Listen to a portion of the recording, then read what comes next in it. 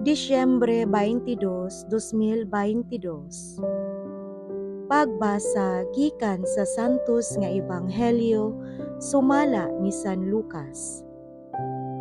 Unya miingon si Maria, nagdaig ang akong kasing-kasing sa Ginoo, ug nagmalipayon ang akong kalag tungod sa Dios nga akong manluluwas.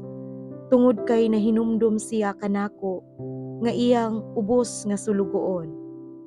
Ug sukad karon ang tanang tawo mutawag kanako bulahan tungod sa mga dagkong butang nga gihimo kanako sa gamhanang Dios.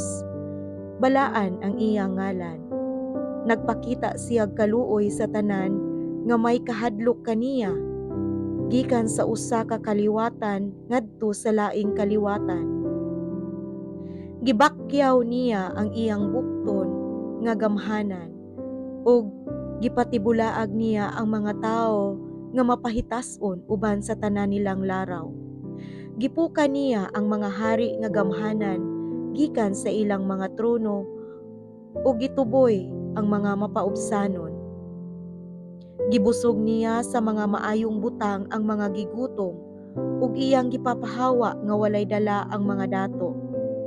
Gituman niya ang iyang saad sa atong mga katigulangan.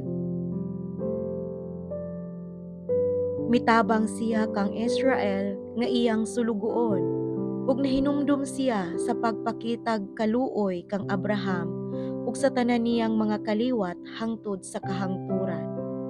Mipuyo si Maria ug mga 3 ka bulan uban kang Isabel ug unya mipauli sa ila.